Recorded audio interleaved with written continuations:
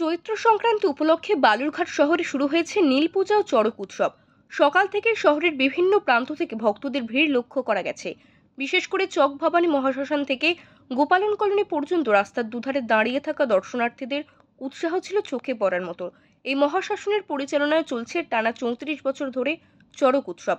পূজার অন্যতম আয়োজক সুব্রতবাবু জানান, নীল পুজোর দিন সংক্রান্তির দিন সকালবেলায় আমরা চক ভবানী শ্মশানকালী বাড়ি চড়ক পুজো কমিটির পক্ষ থেকে প্রতি বছর না এবছর আমাদের 34তম বর্ষ আমরা নীল পুজোর আয়োজন করেছি।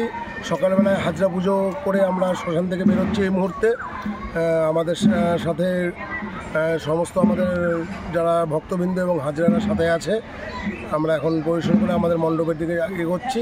একজন দর্শনার্থী জানান, প্রথমবার এই উৎসবে উপস্থিত থাকতে পেরে তিনি আপ্লুত। আমি তো আজকে শ্মশানের সামনে রয়েছি, আজ হাজরা দেখতে এসেছিলাম। মানে প্রথমেই আসায় এতদিন যাবৎ বালুরঘাট থাকাকালীন ওই হাজরা দেখিনি, তবে দেখে নতুন একটা অভিজ্ঞতার সম্মুখীন হলাম। বেশ ভালো লাগলো, অন্যরকম। প্রচুর মানুষের সমাগম ঘটেছে আজকে এই চত্বরে। ভোর থেকে অপেক্ষা করছি, মানে অবশেষে প্রতীক্ষার অবসান। এই উৎসব শুধুমাত্র একটি ধর্মীয় অনুষ্ঠান নয়, বরং বালুরঘাটের সংস্কৃতি ও ঐতিহ্যের একটি গুরুত্বপূর্ণ পরিচায়ক। দক্ষিণ দিনাজপুর থেকে শঙ্কু কর্মকারের রিপোর্ট, ওঙ্কার বাংলা।